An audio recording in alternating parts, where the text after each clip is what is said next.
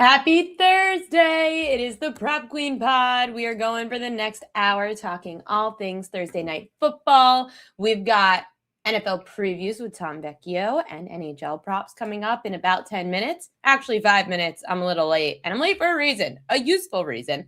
Dr. David Chow, 5:30 p.m. Eastern Time. If you have any questions about how to attack the NFL this week because of all the injuries, get them ready in the chat.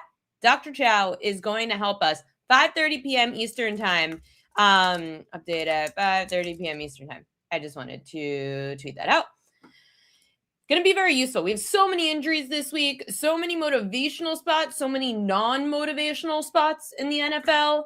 I can't believe it's week 16. It's one of the first weeks we're going to get some head-to-head matchups of teams that don't care. Tonight, these two teams freaking care. Insane. We've got the Seattle Seahawks taking on the Los Angeles Rams. The Rams pretty much feeling like they are the best team in the NFL right now. And then you've got the Seattle Seahawks, who everyone's sleeping on. Where's the chat? No one's talking right now. The chat's usually pretty full at the moment. I'm so concerned. There we go. There's the chat. Let's go Bears.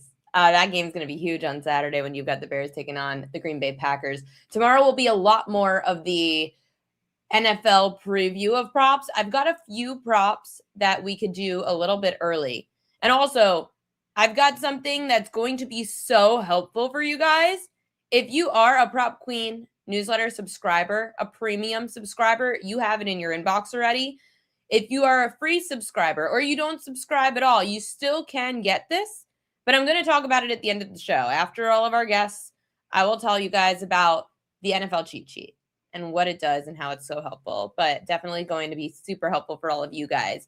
Hi, everybody in the chat. So great to see you. Mark, you got it. I hope it helps. Today, there was some big news in Major League Baseball. And I know that some people were commenting, oh, you really care about this? Yes, I freaking do. The World Baseball Classic is coming up in March. The last one was 2023. Team USA lost to Japan. Team USA does not want to lose again. If you look at that roster, it is the best, most stacked roster Team USA has ever had. I know people don't care, but I care. It is March. I have to get my charger. I'll do it when Tom comes on. It is March. There is not much after March Madness going on. It is the perfect time for baseball to capture the spotlight.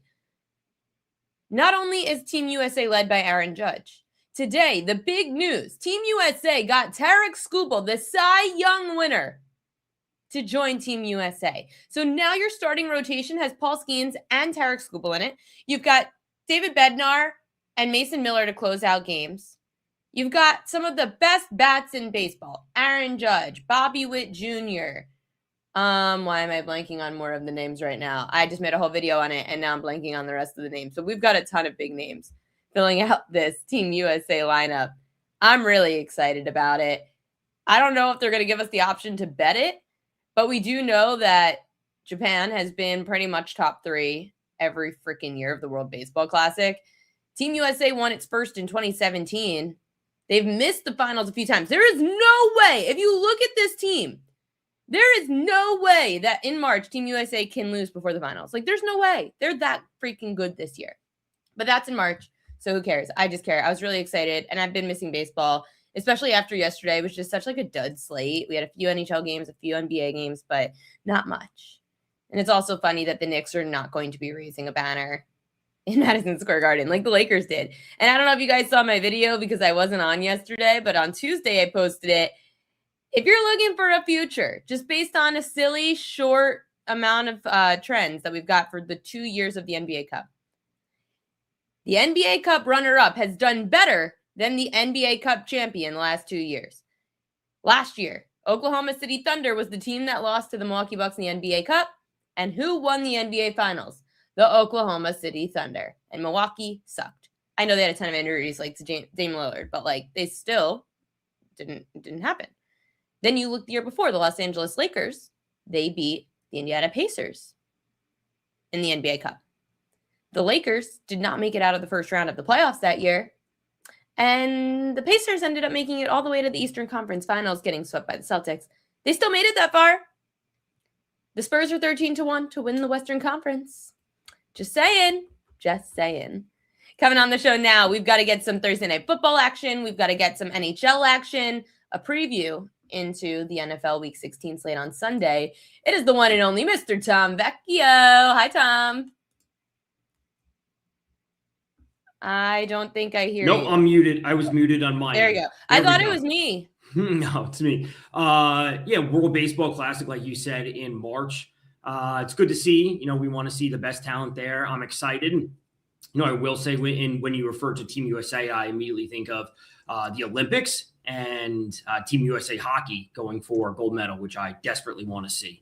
I feel like Team USA baseball is trying to get in that mix, especially the hockey world has always been the Team USA that the pro sports world has cared about, and the NBA, of course, they have a lot of their players too, but it feels like hockey is always a lot more competitive because it's just so many players from around the world, whereas Team USA pretty much tends to dominate the basketball world. Baseball is a lot more like hockey. It is. And Dominican Republic's going to have a great team. Mexico is going to have I'm going to say a good team. They may not be great, but it's good to see so many different countries at least have a stab at it, which is, not something, we often see. And I want to see this be like an every other year type of thing, like consistently. Okay. I don't know if the players would love to see it, but I feel like at least having it every few years, you get more players involved because it's not, I don't want to do this thing again. It's okay. We don't do this often. It's once every 3-4 years, maybe every other year. And I even think every other year could be a lot. But you get some players in their prime, like an Aaron Judge, for example, multiple times. Except if they win it all, I don't think you're going to get Judge doing it again, That's fair. It's fair. I would say the same with Skubal. It also depends on where the players are in their career, to your point. When it also depends on Bobby Witt. He would play every year. If they don't have a shot at the playoffs, the World Series, some of those players would be willing to play every year. Ellie De La Cruz, they made it to the playoffs once, but are they going to be there consistently? He may be willing to play every single year for his country. And I think that ultimately it's a good thing.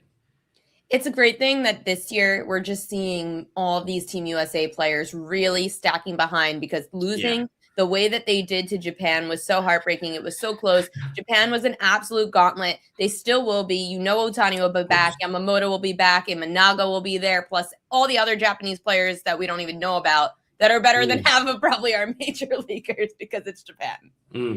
So I'm excited regardless. It'd be great to see Team USA win in the Olympics, then Team USA win in World Baseball Classic in back-to-back months. That would be awesome. But it's also good to see so many different venues being used across the world for them, which I think is the best part realistically. Yeah, and hey, you never know if there's going to be a baseball season the year after or not. But let's get into what we know is in season. We've got Thursday Night Football tonight. We're on the same page. People are forgetting that Parkinson played for Seattle, and now he's around the last couple of years. But he started his first 4 years of his career in Seattle. Didn't have a great first game against the Seahawks. Why is it going to be different this time? So there's so many things going on. Obviously, the big note that everyone's talking about today for this game is the weather. And it's not a whole lot of rain. It actually may be dry for some portions of the game, but the wind, there could be some serious wind. And it's supposed to taper off as the game goes on. But, it is still something to pay attention to. So I like Colby Parkinson, first and foremost, Seattle, their fourth most receiving yards allowed, specifically to opposing tight ends, sitting at 952. We know that Devontae Adams is not expected to go. So generally, we should be seeing more of the coverage, positioned towards Puka Nacua. But ultimately, it's a great matchup positionally for Colby Parkinson. He also comes in with the now highest red zone target share on the team with Devontae not expected to play. We see the Rams very often using 13 personnel with 3 tight ends out there. And he's one of their main pass catchers now outside of Puka Nacua. So no Devontae, the wind's playing a factor. Colby Parkinson has a lower ADOT, which is average depth of target. So it's not like they're going to be throwing the ball downfield to him and the wind could impact it. It's no, these are quick off the line type of passes that Parkinson really should be able to bring in. I want to say 7 targets tonight. And if he has 5 catches, 5 catches should get him over 38.5. That's what I'm really looking towards. I'm also playing It's Parkinson on the rise, too. It was 35.5. Right. So this number's been moving. I'm also playing Parkinson for the FanDuel TD jackpot. He's at plus 200. The odds are what they are, but really just for the promo. Again, booty ruined my life. I am sorry. I was rushing. Nuts. I was rushing. That's my bad. I'm trying to do everything over here, and I did this literally at 4:59. So my bad. I was pretty close to being perfect. We got to be perfect. And before we move on to the rest of the card, and I'm going to take this bad graphic off for now. Tonight for the game, I know that we're a prop show. It's still such a huge game. 2 teams, 11-3. Yes. You've got the Rams that are laying 1.5 on the road in Seattle, but they won the last game by 2. It was 21-19 the last game. It was a pretty close call. So going into this game, no Davante Adams. How much faith do you have in the Rams? I'm really hesitant about this game overall. Like the Parkinson yards and touchdown are the only 2 bets I have so far. The weather combined with the stakes of this game, I'm really uncertain. I really am. So, 42.5 over under. If you told me this game ended 23-20 on either side, I'm not going to be shocked, and you lose your bet, right? I would lean on this total dropped also. I saw the total on Sunday at 45.5. Yeah, 45 or 46.5. So it's dropped a lot, and it did flip to the Seahawks minus 1.5, and it was the Rams, as a favorite at one point. So I'm really hesitant about this because A, of the weather, B, of Davante missing, and then C, of just the actual importance of this game and it being a short week. This game could end 24-20 and the game goes over. This game could end 20-17 and it stays under. I really don't know. Now, again, the weather's supposed to improve as the game goes on. It's supposed to be less windy. So I'd be more inclined to take like a first half under if I'm going to play anything. Considering it is 21.5, it's juiced minus 130 or so to the under last time I saw it. But I just don't know. If you told me this game ended 20-17 just because of how important it is for both of these teams, I wouldn't fight back on that. The Rams with a loss, there's a chance that they go from the 1 seed to a wild card seed if they lose this game, given obviously the way the rest of the schedule shakes out over the next few weeks. San Francisco could jump into the 2 spot in the NFC West and the Rams drop to 3. That means the Rams would have to be playing a wild card game at Chicago, at Philly, at Green Bay, something that they don't want to do because they're awesome, but they're awesome at home. How much do you agree with? I know you're kind of alluding to it then. If you have one of, let's say, the second or third best record in your conference, this process of if you lose the division that you have to play a road wildcard game, or would you rather there be some kind of reset based on records? If you win your division, you should have a home playoff game. That's just of my course. opinion. It's if your record is significantly better than the reseeding in the second round. That's where it gets tough. I think it's fine now. Is it perfect? No, I don't know if there is a perfect solution though. I think it's fine now. We just kind of roll with what it is. I don't want to see them expand the playoffs. They shouldn't add another team. They shouldn't add another bye. They should leave it the way it is. Adding the extra wildcard team was good enough. And 14 of the 32 teams make it. I think that's fine. Rams are minus 155 on FanDuel to win the NFC West. Seahawks 2-1. If you think the Seahawks are going to win, you just play the division. 2-1, you think? Yeah. Well, yeah. That's if you think if Seattle has a chance to win the division. But then we're split. So edge-wise, I'd have to see then. Do you know off the top of your head who they each play the next week? The Seattle plays San Francisco to end the season. Seattle goes to Carolina next week, if I remember correctly. Yes, the Rams play the Cardinals to end the season. I forget who the Rams play next week, though. But if they lose this, and then the way Seattle strength of schedule works, there's a chance that Week 18 game for the Rams is meaningless, and they've already are locked Rams get Atlanta. So they play Atlanta and then the Cardinals. So there's a chance that if Seattle wins at Carolina, that the final game for the Rams is meaningless and they're going to be locked into the spot. This is assuming that the Seahawks win tonight. There are so many implications this week because similar to what we're saying, the Rams have to go to Arizona. Arizona, I kind of like this week because they're facing a team that doesn't really care about where their standings are at the moment. But okay, so Rams have to face Arizona Rams face Atlanta. And that was my point about Atlanta next week, right? So Atlanta this week, I'm pretty sure they get the Cards, right? Yeah, they're at the Cards. So Atlanta doesn't care so much because the season's over and they played up. They upset their division team, like their divisional rival last week. Next week, there's 2 times that you care when you're out of it: against your division to play spoiler and in prime time. Those are the times to care. So next week, the Rams have to get an Atlanta team that might actually care to play in their home stadium on prime time. I mean, this is we can say it's about every game, and the same thing about the Packers and the Bears, the Eagles and the Commanders. That's why I'm like, again, I'm hesitant about this game. There's so much involved just from an importance level for the division and for the playoffs. It's tough to pick a side. If you told me a live spot that you were getting 3.5 with the Rams in game, I would jump on that once, if Seattle goes out and scores first or wherever it might be. Okay. Keep an eye on the live line. Packers-Bears, another game with a lot on the line. A Packers team that isn't the same at all from what the Bears just saw a couple of weeks ago when they ended up losing, right? Remember, for everyone listening, the Bears, remember Caleb Williams threw that game-sealing interception in the end zone to lose the game for the Bears while they were driving down a possession. Packers win that great game. But now the Packers at Soldier Field, probably the biggest game at Soldier Field in the last 20 years. The Packers are going to be without their key linebacker, Micah Parsons, who tore his ACL, out for the season. Packers now have to adjust, Tom, and you're going with an under, so you don't feel like the Packers defense is going to struggle that badly? They could struggle, but we also have to deal with the Bears missing Roma Dunze and Luther Burden. So we're dealing with an offense for the Bears that, is good.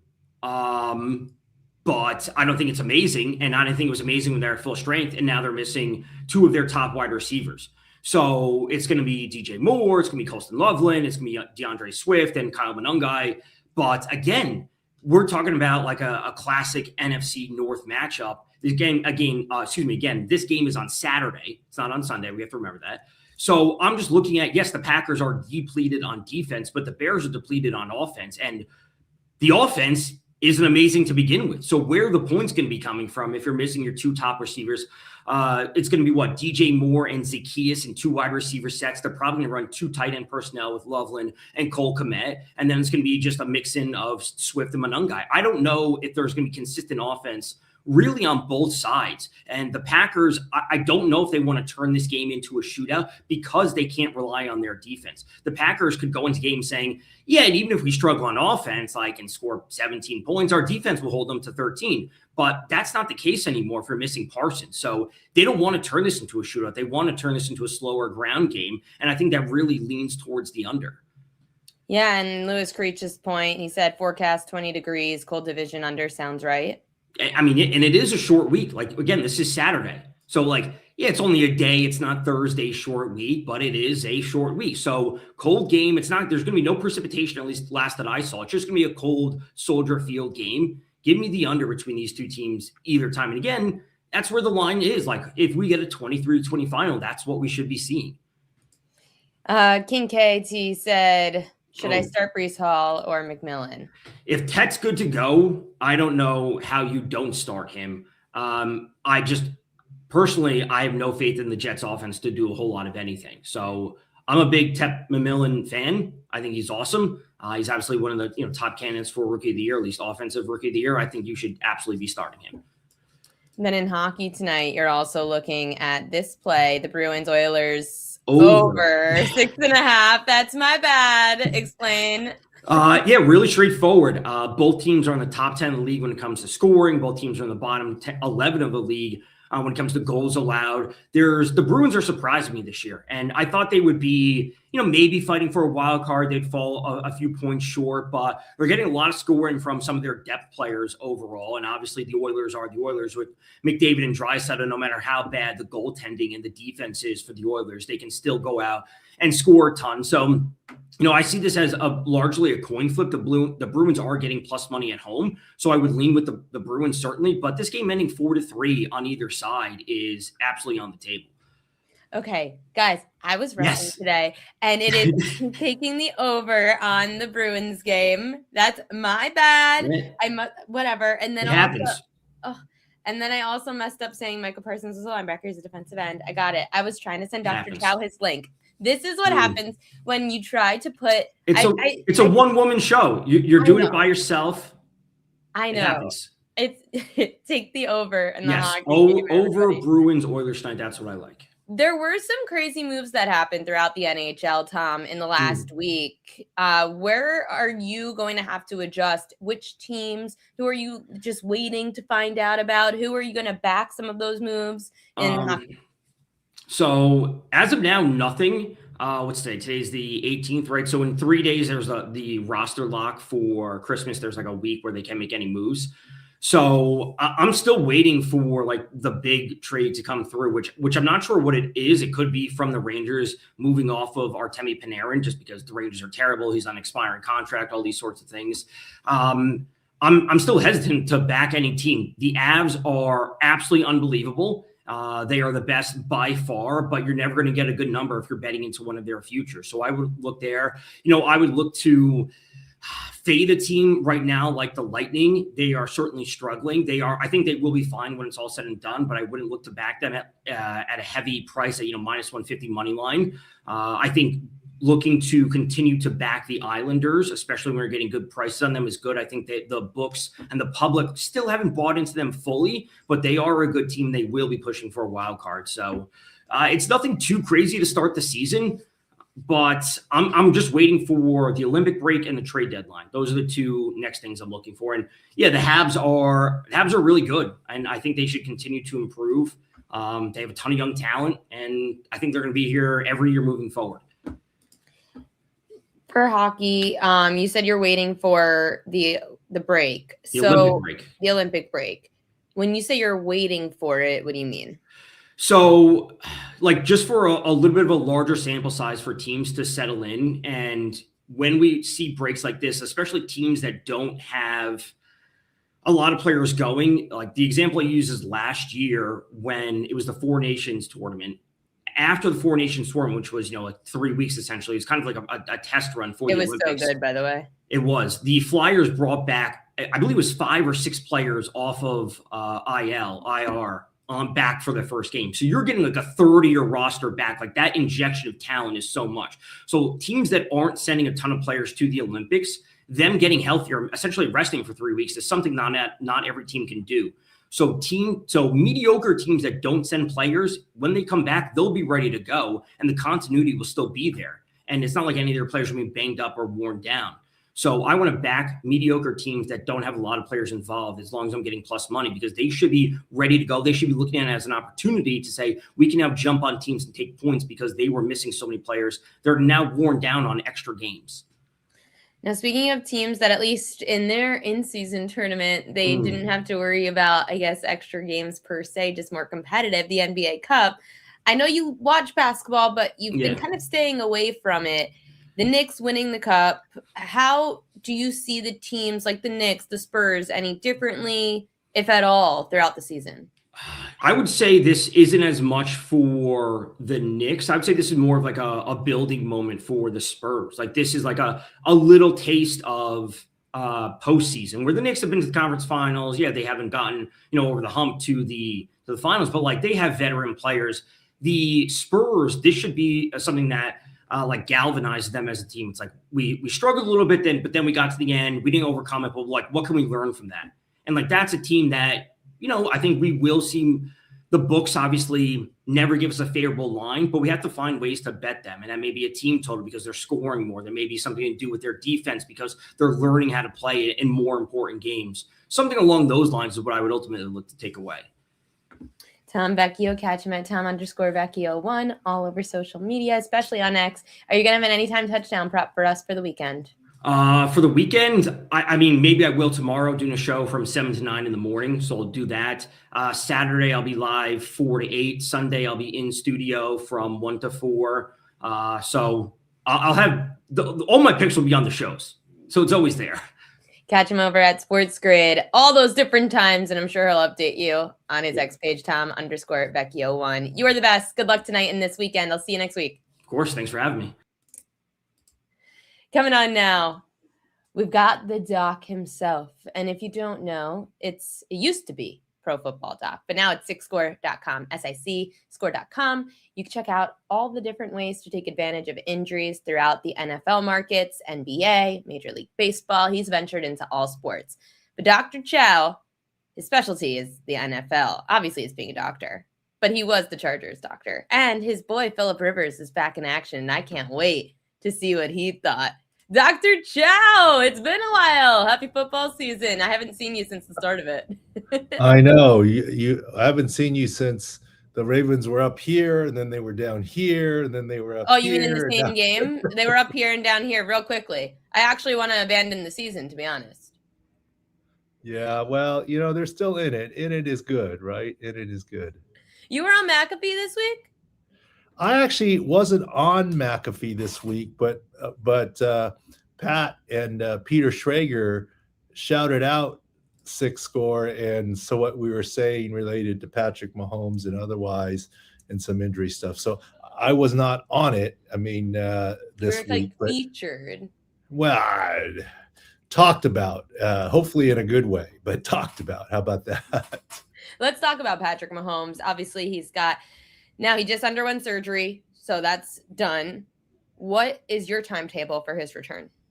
With just on the Pat McAfee real quick. Look, I love Peter Schrager, but I was interested that they both shouted out that they love the war room because there was a video for them. I'm like, Pat, you've got this whole studio. I thought that was interesting. That's fair, but you still built this really cool. I remember watching from the beginning when you just started, and you've really built it into something super helpful for people.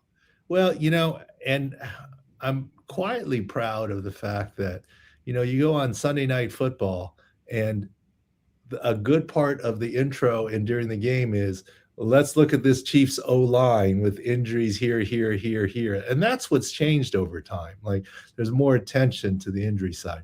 Look, and Patrick Mahomes stuff that you mentioned, look, I've had lots of Chiefs fans. I don't know, hate is the right word, but you know what you're talking about. Who cares? He's Superman. He's fine. Look, I agree. He is Superman. He played through a high ankle sprain and won a Super Bowl. Okay. However, reality is reality. And what is the reality? The reality is he tore 2 ligaments in his knee. And from the war room, and that's what McAfee and Schrager were citing, we were saying it's not just ACL. There's LCL too. And as you know, Ariel, we don't deal in insider information. I know the Chiefs athletic trainer. He does a great job. But A, I'm not texting him or calling him during a game. And B, he wouldn't answer during a game or not after. When it's Mahomes. and also, even if he saw it after the game. How'd you know it was also an LCL? Just based on video.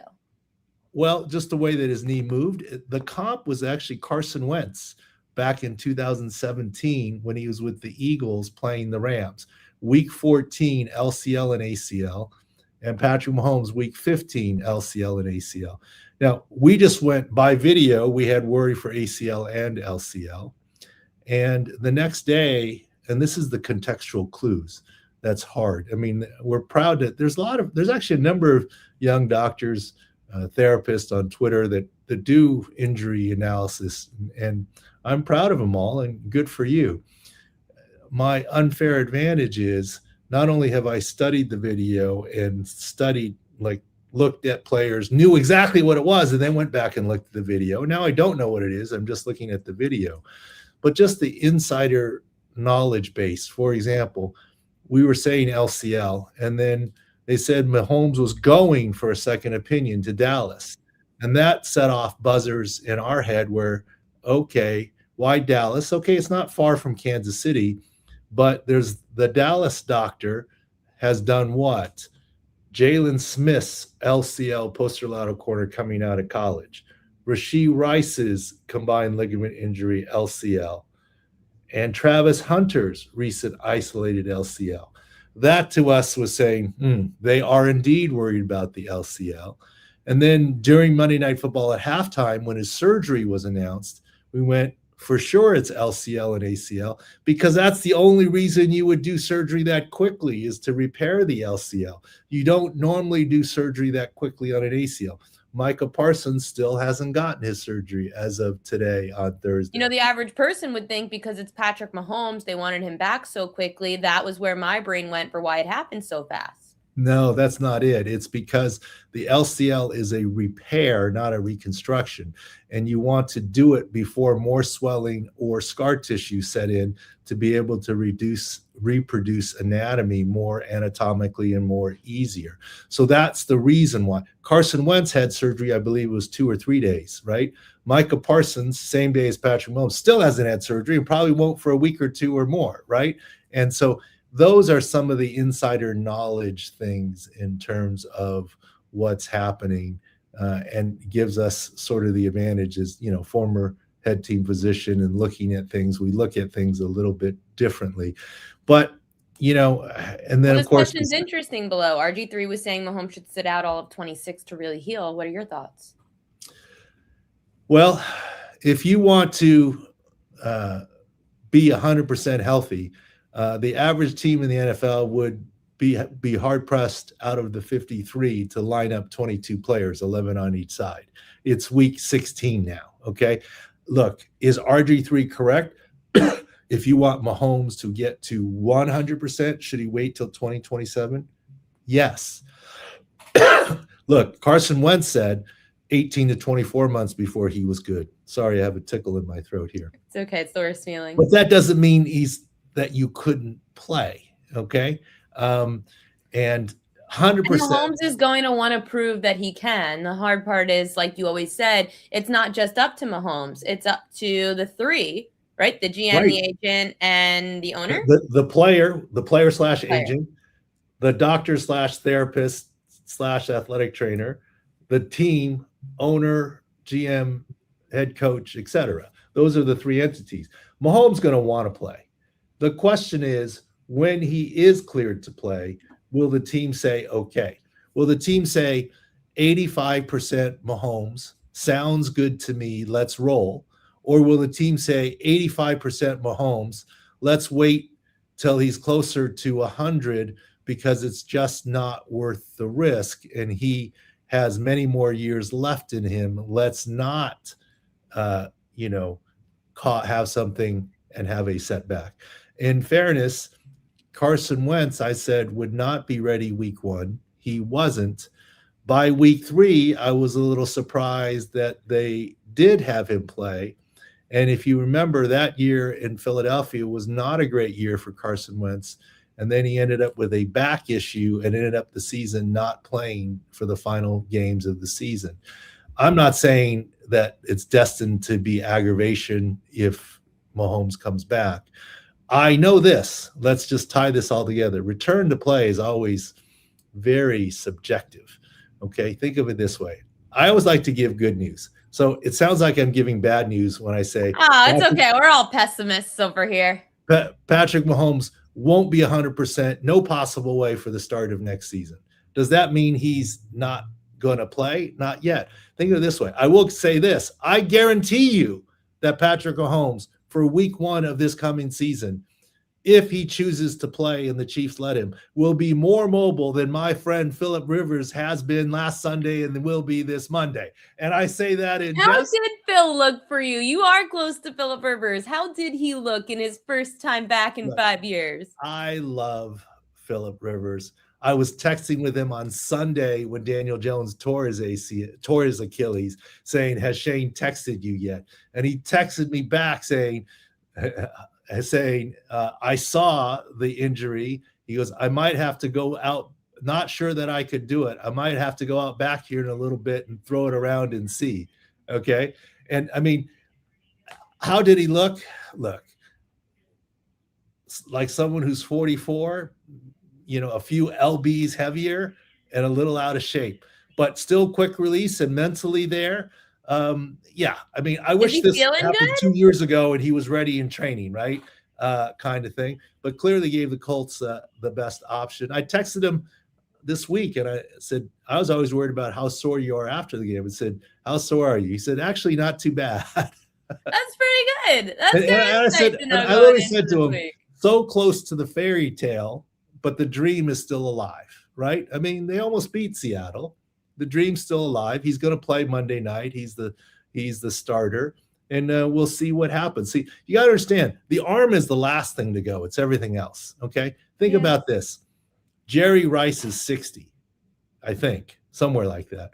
But I'll still take him in a jugs catching contest, but he can't run any routes and get open. Steph Curry, if you put on 20 pounds 5 years after he retires, he couldn't come back to the NBA, but I'll take him in a three-point shooting contest. Quarterback is a unique position where I get it. We're used to the Lamar Jacksons of the world now, right? Everyone's like that. But to play in the pocket, Daniel Jones played in the pocket with a broken fibula limping around. You don't have to be fully mobile to play, to be a pocket quarterback, and that's what Philip is. So, I'm rooting for him clearly. The one thing that I do have to say, and it probably has nothing to do with Prop Queen, everyone is sending me, my father-in-law sent me an article. Look at this Philip Rivers. They're saying that he went back to play. He's getting free health insurance now for 5 years. Fake news, okay? Let me tell you fake news. First of all, insurances, it's not because his insurance bills are through the roof because he has 10 kids. Health insurance, one kid costs you more, second one costs you more, third kid costs you more, then it's capped. There's a 3-kid rule for health insurance. So it's capped. So fake news there.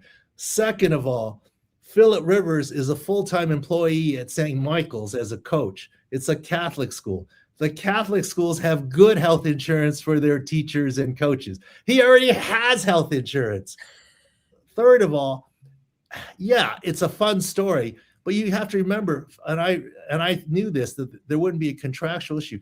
Philip Rivers is on the vet minimum. He only gets paid the vet minimum if he gets called up off practice squad.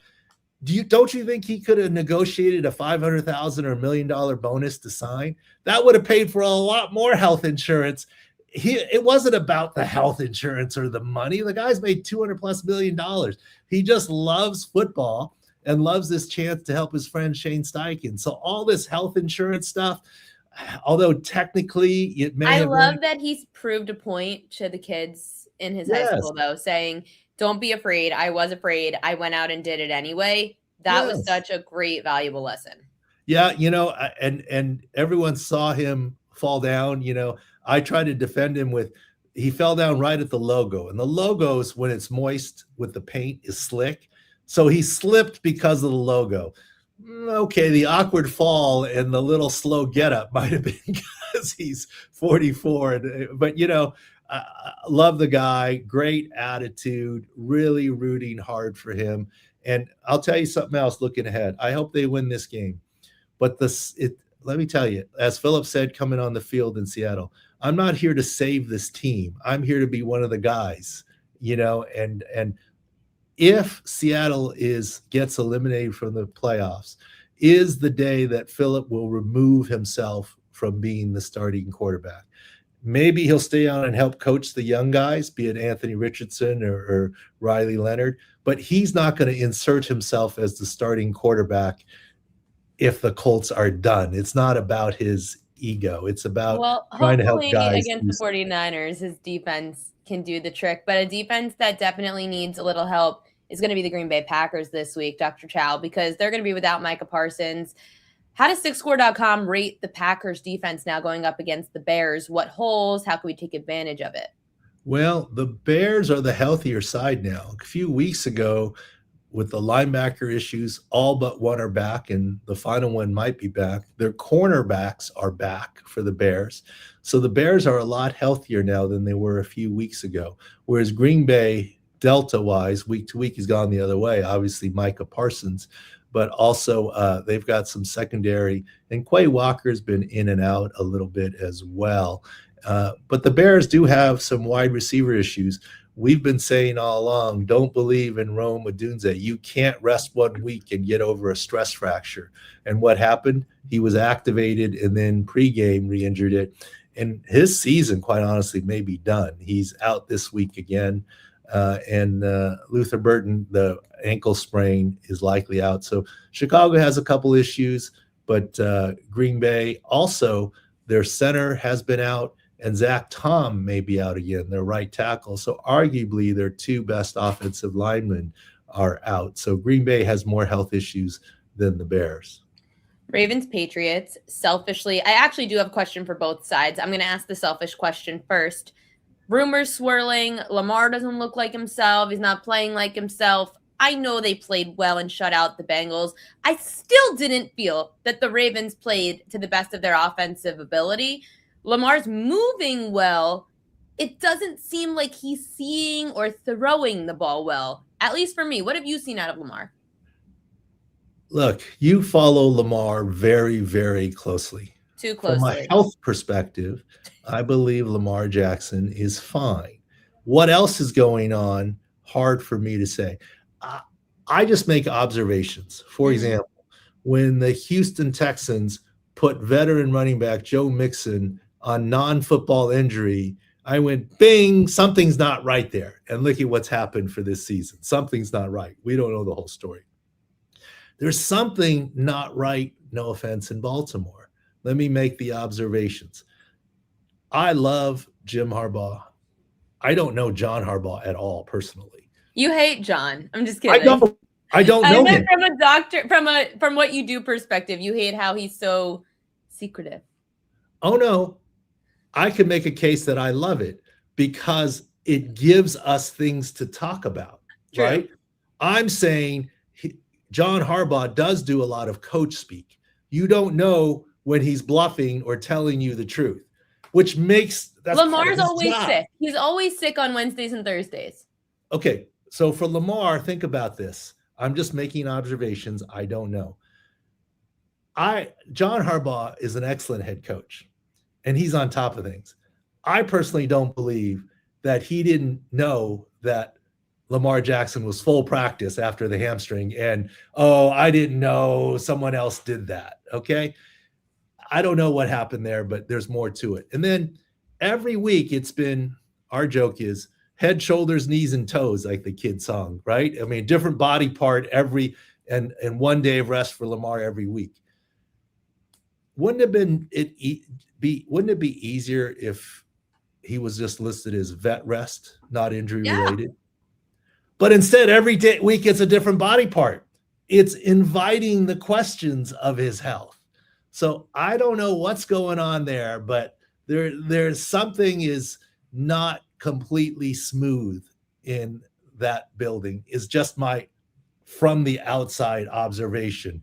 I mean, right? What's wrong with just saying Lamar not injury-related rest? Something's really wrong in that Ravens front office. I don't know what it is. I don't know what's going on. It doesn't feel like the Ravens. It used to be such a great organization to play for. It feels like they are losing, whether it's the team, the coaching staff. Something has gone awry, and I don't like it. I hope that the season ends and they figure it the hell out, whether someone has to go or I don't know. I'm confused because this team has too much talent. But on the other side of this game, I saw a report yesterday. The Patriots had 3 linebackers and 2 corners not even seen at practice. What have you seen out of the Pats defense injury-wise? Well, the Pats have been healthy leading up to this point of the season. And now they've got some issues, obviously, at linebacker, as you say, and also Milton Williams, their key D lineman, stopping the run against Derrick Henry and company, but also their left tackle, who was a huge surprise, the rookie who's really done a great job, is now out and on IR with his injury. And that's fairly recent. So the Ravens, you'll be glad to know, are actually slightly the healthier side going into this game compared to the Patriots. Wow. That's incredible to hear for the first time all season. We've got a question from King KT. Doc, in your opinion, from a health standpoint, Saints or Chiefs defense to play? To play or play against? To play, I guess, for fantasy. I'd have to take the Saints defense because they are healthier by some, but in the Chiefs, you have a team that's known nothing but AFC championship or more, and they're eliminated. And, the motivation and whatever, and no offense, but the Saints also play the Jets, I believe. So and it's a rookie Great game. quarterback. So I'm just saying I might have to play the now. Don't ask me about fantasy type stuff because I made a bonehead mistake and I ended up playing, making a bad move, and I got knocked out of the quarterfinals. If I would have just left my starting lineup of Scott Fishbowl, I would have been in the semifinals. I made a too cute move, and I was like, It's always when you overthink. Yeah, do you play your fantasy lineups the way you do your injury analysis, or do you just go off the rails? Well, for Scott Fishbowl, I went a little bit off the rails in this sense.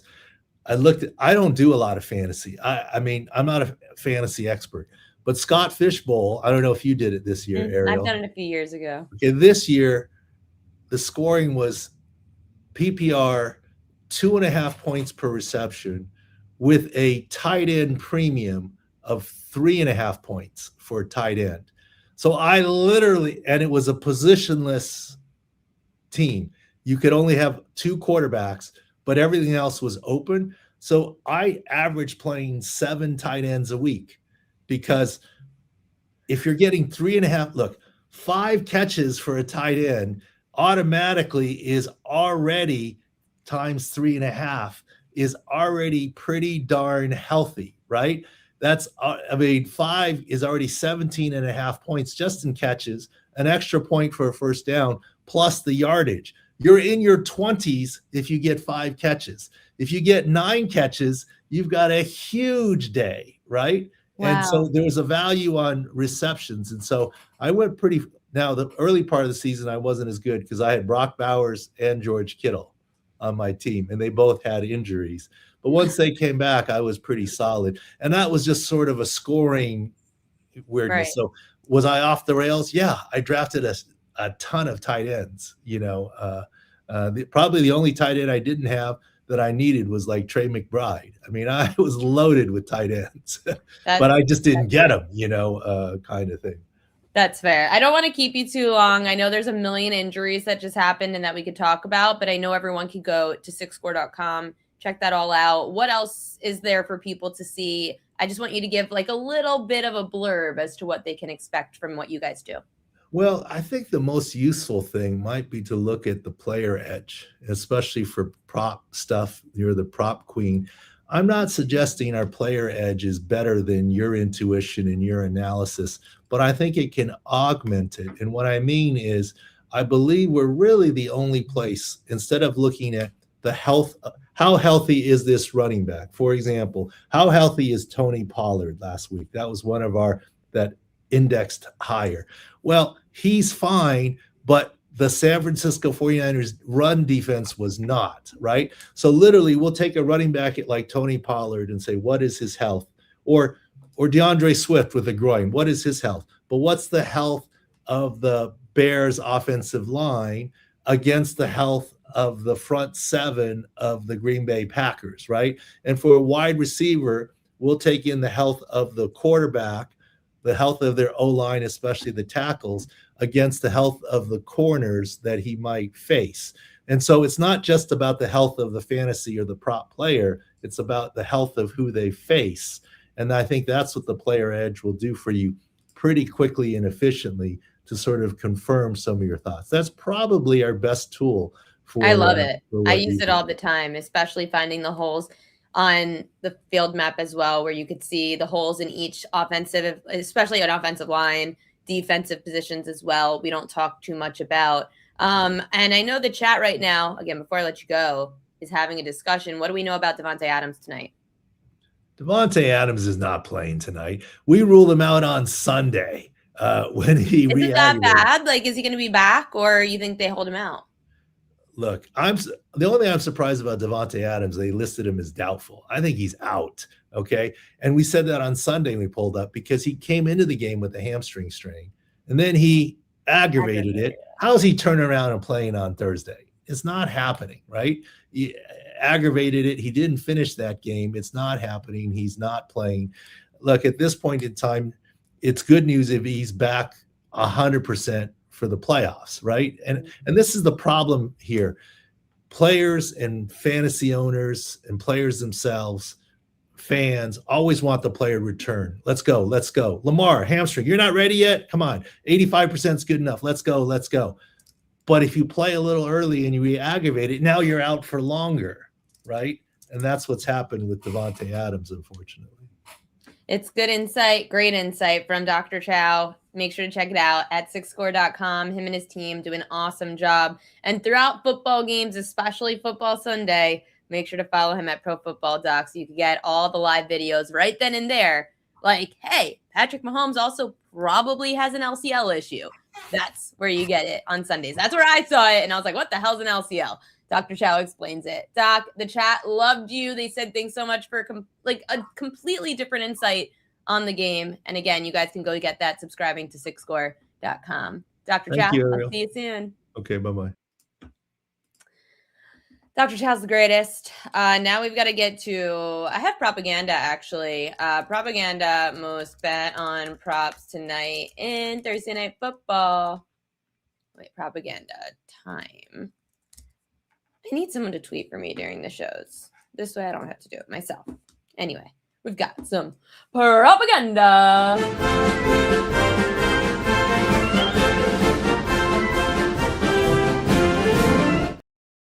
These are the most bet on props according to BetMGM tonight. 99% of money is on Rashid Shaheed over his receiving yards. Ferguson over his receiving yards. Oh, Mumfield also, I've heard about that one, over 8.5 receiving yards. Colby Parkinson, oh my goodness. The over on Colby Parkinson is one of the most bet on props tonight. Sam Darnold over interception. Kelly in Vegas saw that Sam Darnold was one of the most bet on props. She sent to me, John Ewing's tweet actually was that 99% of money's on the over for an interception. Remember, Sam Darnold threw 4 interceptions in the first game. Kelly put in her Splash Sports lineup that she is taking the less than a half an interception tonight for Sam Darnold, fading the public. Rashid Shaheed over his receptions and Mumfield over 1.5 receptions. People going to be looking for that edge without Davante Adams. Some of the more props that we've seen, again, the most bet on player prop, Sam Darnold over a half an interception. AJ Barner over receptions as well is a top prop. Most bet on anytime touchdown scorer. Colby Parkinson again. I'm thinking that people, I'm doing the research this week. I said, there's no way people remember this is like a revenge spot. I guess people are trying to find, again, those edges without Davante Adams in. But, gosh, that's annoying. Mumfield also an anytime touchdown scorer. Kyron Williams, Jackson Smith and Jigba, Puka Nacua. And remember the headlines. Puka Nacua is going to be sitting out the first series. I know it's not a lot. Puka Nacua apparently showed up like blatant. What was it? Like hungover or drunk? What was the notification I got? Actually, I have it in my group chat. I sent it to my chat. Puka Nacua reportedly showed up incredibly hungover 3 times this week, according to Richard Johnson, NFL. So the Rams are sitting him for the first series.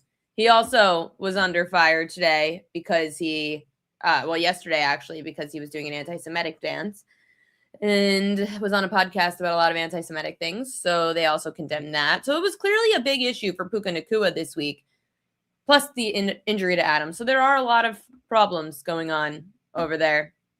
Colby Parkinson has scored at least 1 touchdown in 5 of his last 6 games. He's the most bet on player to score a touchdown in Thursday Night Football. Crazy. So much Colby Parkinson tonight. But yes, so be careful of Puka Nacua because I was actually looking at Puka's stats on props.cash with and without Davante Adams. So here are Puka's numbers according to props.cash with Davante Adams. And then here are the numbers without Davante Adams. So if you are interested, this number is very high. But I still don't like taking receiving yard numbers. I like taking longest receptions. So again, based on all the Puka news, he's out the first series. There's a lot of issues this week. He was hungover 3 times. There were a lot of problems off the field with Nacua this week. However, his numbers without Davante Adams, they do speak. Without. Just something to keep in mind. What's the weather tonight? Let's go to Roto-Grinders real quick. Roto-Grinders Kevin Roth says, interesting forecast. 2 things that stand out. First, I don't think rain chances are as high as the automated forecasts are suggesting. I'm leaving this as just a chance for showers. More noteworthy, models are showing some very strong winds, then quickly tapering those winds off. Right now, I'm seeing multiple models suggest a period of sustained winds around 20-mile-an-hour gusts with up to 40. That would be a factor on throws and kicks, but it wouldn't last all game. The danger zone's the first half, especially closer to kickoff, with things becoming more typical in the second half. I'm putting it as an orange-yellow, more for the wind than the rain, but this is forecast. So that's the same thing for me as Kevin Roth is saying. I care a lot more about wind. And if it's going to be windy tonight in the first half, then that's something to definitely keep in mind with the quarterbacks throwing the football, with any kicker props. Definitely something that's pretty notable. Let me just tweet out about prop queen edges of the day. Prop queen edges in TNF on now. Before we get to the prop queen edges of the day, let's get to fishy lines. Your fishy line of the day. Kyren Williams, 56.5 rushing yards. Guys, he just ran for 91 in the last game against Seattle. 12 carries, 91 yards, and a touchdown. Why is this number 56.5? I was even looking at how he did against other top 10 Ds against the run. That's who he's getting, a top 10 D against the run. He's had at least 65 rushing yards in 4 of those 5 games. The only one that he went under was against Jacksonville, 12 carries, 54 yards. This number is really low for Kyren Williams, and it's very fishy. Seattle's allowed the 3rd fewest rushing yards per game to running backs. 67% of running backs have gone under their rushing yard prop against them. Be very careful tonight of that Kyren Williams line. Very careful. That one is scary. It is fishy. The numbers don't number, Sean. If the number's numbered, it would be like a 65.5. 56.5 is very low for Kyren Williams. I've got prop queen edges of the day. I guess I'll do those now, and then I'll tell you guys what I gave out. It should be in your inbox if you're a free subscriber or a premium subscriber right now at the propqueen.com newsletter. I'm doing something I've never done before. I'll give you the prop queen edges of the day, and then we'll talk about what I never did before that I'm doing now. Going to do it the rest of football season. It should be very helpful. It's going to help you narrow down the prop field the way that I do. I know Lewis said he got it. I know Mark got it. All the great subscribers we've got. Let's start with the prop queen edges of the day. Then I'll tell you guys what I'm giving for you guys to have to help your bets be, to help you be better bettors. And also then we'll get to royal locks of the day. So first off, Sam Darnold. Oh no. Kyren Williams over his receiving yards. 8.5 is what I got this morning. I saw some at 9.5. Against teams that are top 10, or excuse me, my mom just distracted me. Hi, Mom. Against teams that are bottom 10 against pass catching backs, Kyren Williams has had 37 receiving yards against Baltimore. He had 18 against Philly, 11 against San Fran. And then the 2 road games he had, he went under, Tampa and Seattle. But all the home games against teams that are bottom 10 against pass catching backs, Kyren Williams went over 8.5 receiving yards. In fact, on the road, or excuse me, the road games he did go over, the home games he stayed under. On the road this year, Kyren Williams has had 11 plus receiving yards in 6 of 7 games. He's averaging on the road just under 15 receiving yards a game. That drops to about 11 at home. He's gone under at home in 4 of 7, but again, has gone over in 6 of 7 on the road. Seattle's allowing the 5th most receiving yards per game to running backs at 40 receiving yards a game. 4 of the last 6 running backs have gone over their receiving yard prop when facing this team. So we're going to take the over on Kyren Williams tonight. That was for free subscribers at thepropqueen.com. Free subscribers got that like first thing this morning. Seattle's quarterback Sam Darnold over 29.5 pass attempts. And again, remember, the newsletter gives you my long list, but the bet I actually know I'm going to bet in the morning, I give to all free subscribers because it's not a pick selling service. It's a research service. I give you everything of research that I've got. I don't bet all of these. I don't. And I openly say that. I give you all of these props so that way you guys can figure out which ones you like best. Seattle's quarterback, Sam Darnold, over 29.5 pass attempts. So in 2025 home games, Darnold actually went over in all 3 when facing teams that are bottom 10 in pass attempts allowed. He had 36 against Indy, 27 against 33 against Pittsburgh, and 34 against Tampa. But then against other teams like that he was on the road against, it wasn't the same, but at home, he tends to go over. And the Rams allowed the 5th most pass attempts per game. 64% of opposing quarterbacks have gone over their pass attempt prop when facing the Rams. Close game, very meaningful for the division.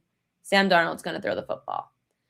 Now, the reason that I loved Colby Parkinson, and I liked it this morning at 35.5, now it's up to 38.5. And I know the public's heavy on him, but it is a revenge angle. He's back in the stadium that he started his first 4 years of his career in. He's been around for the last 2 years. But now with Davante Adams out, they're going to need somebody else in LA to help out. It just so happens that the Seattle Seahawks are terrible against tight ends. They've allowed the 4th most receiving yards per game to tight ends this year. Colby Parkinson did not have a good first game. And we all know I love when something didn't happen in game 1 that it should happen in game 2. 62% of tight ends have gone over their receiving yard prop against Seattle this year. I'm going to take the over Colby Parkinson on his receiving yards. So what I'm giving for everybody, he went up to 11.5, 5 minutes after the newsletter dropped. He did? That's the right number. 8.5 and 9.5 were a little too low. I'm going to show you guys something I've never done before. I'll give you guys a preview of it just now. Let me see. I have to find it. I have a million tabs up right now. PDF. This is the NFL cheat sheet that I'm going to be giving out every week. Does it not let me share a PDF on here? I guess it doesn't let me share a PDF on here. Hold on one second. I'm going to have to share it via the newsletter website. Now I'm going to have to pull it up again. Sorry, guys. Please hold. But I'm going to show you guys a really helpful betting tool that's going to be super useful for you guys going forward. Premium subscribers get it for free. So if you subscribe for $19.99 a month, you get this for free, like included in your membership for the premium subscribers at the propqueen.com newsletter. You don't have to be a premium subscriber, though. You can pay for this for $12.50, and you will get all of this in your inbox. Sorry, it does. Okay, maybe it'll let me share this. Share screen. There we go.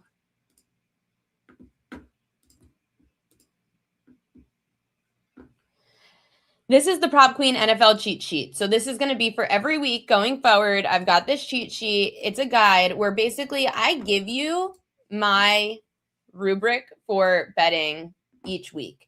It helps to limit all, like instead of seeing, oh, this big board, I'm like, I keep freezing. I don't know why. Instead of seeing this big board, you will be able to, what was the, am I freezing for you guys in the chat? Let me know because I keep freezing on my end sharing the screen.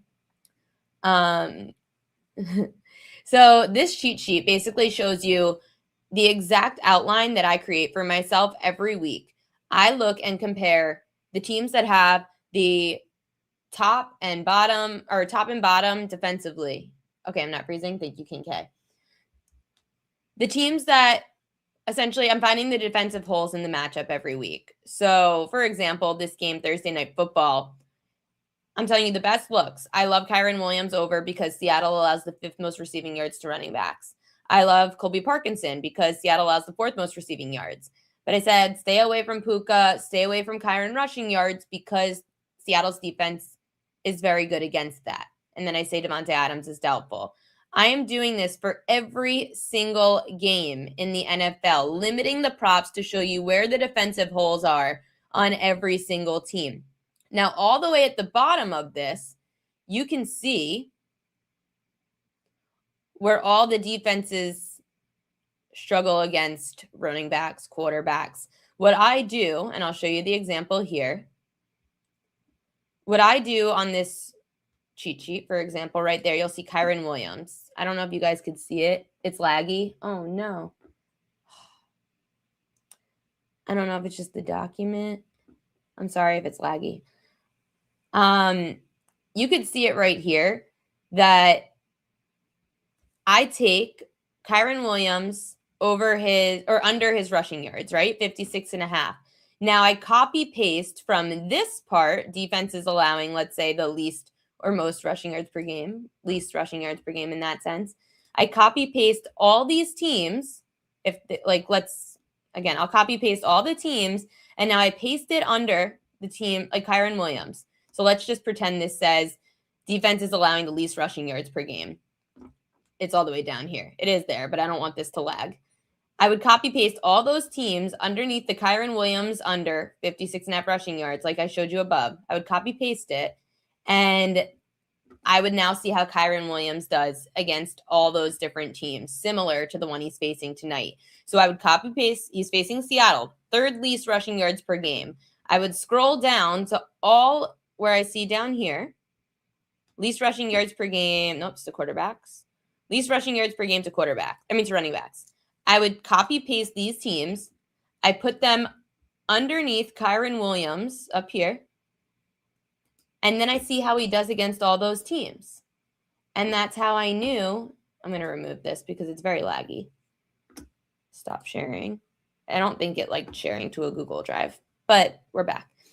I would show how Kyren Williams does against all the teams that he also faced that are top 10 against the run.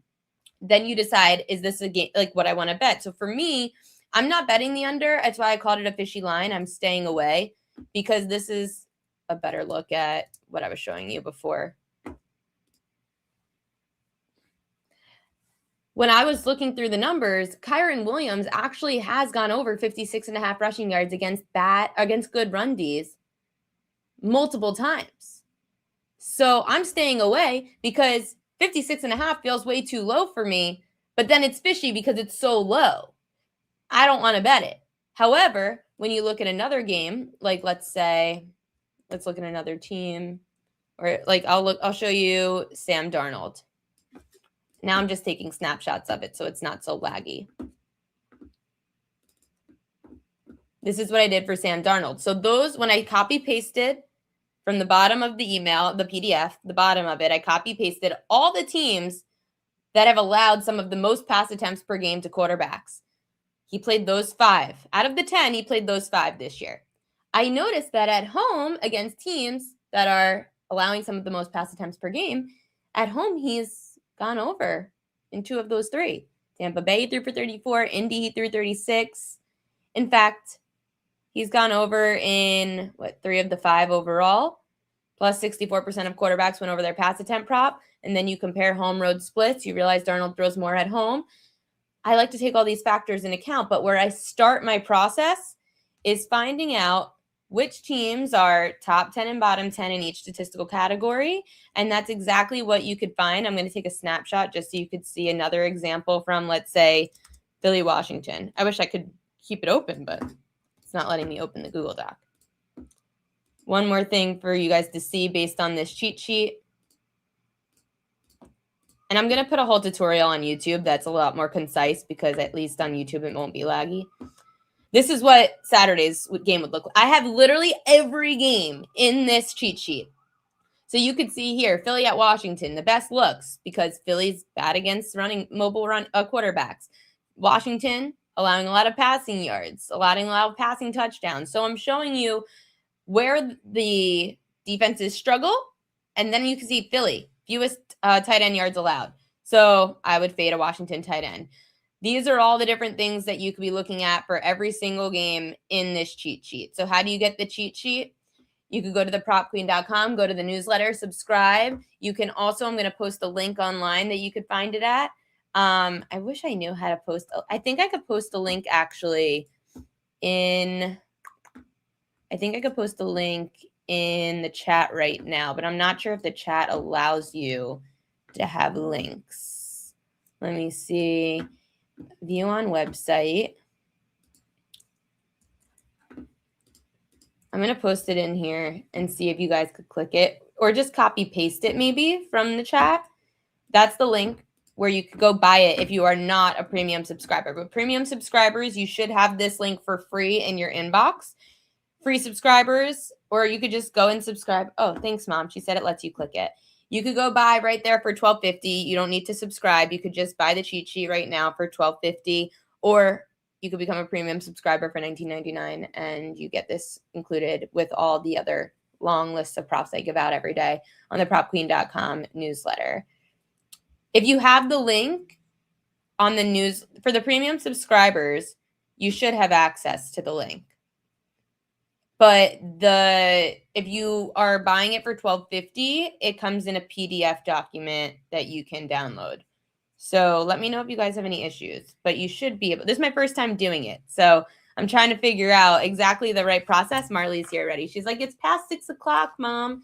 You should be done by now. I'm sorry, Marley. Let me know if you have any issues because it is my first time. And if you guys have any suggestions for how to make the cheat sheet better, and I'll get to Royal Locks in a second. If you have any suggestions how to make the cheat sheet better, just let me know. Marley, get down, honey. Get down. I have to do Royal Locks. Okay, you want to stay up here? Okay. Let me know how to make it better. If it's confusing, let me know. I'm going to make a YouTube video on it as well on how to use it. But I think it will be super helpful for you guys to look through all the document. You'll see every prop edge in every game. You'll see where the numbers may or may not make sense. Can I put the cheat sheet in Excel spreadsheet? It won't let me. It won't let me upload. It only lets me upload a PDF, unfortunately. So it had to be in PDF form. I would try to figure out something else. Again, I'm going to try to run with this as best I can to figure out the best possible methods to use. I'm sorry, Marley. But I tried to do it in like a Word doc. It wouldn't let me. So right now it's in a PDF form. I'll try to get better for next week, but I definitely want to help you guys as best I can so you could see my process, how I bet, and you guys can use it to bet smarter and not keep guessing. Let's get to Royal Locks. The Royal Locks of the day, I didn't make a screen for it, but Kyren Williams over 8.5 receiving yards is my Royal Lock of the day out of the Prop Queen edges. Again, he's gotten over this number in pretty much every game that he's been on the road this year against teams that struggle against pass catching backs. Has had 11 plus receiving yards in 6 of 7 road games this season.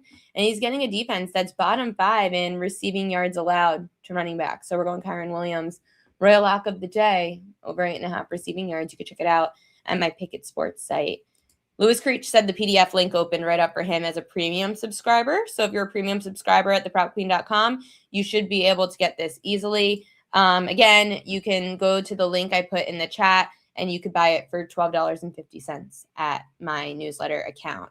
Be a free subscriber on the newsletter. You could get that link as well. Go subscribe, thepropqueen.com. It's free if you want it to be, but you could pay to get more at thepropqueen.com newsletter. Thanks so much, guys, for tuning in. I hope this was helpful. I hope you guys learned something today, and I hope that you guys make some profitable bets tonight.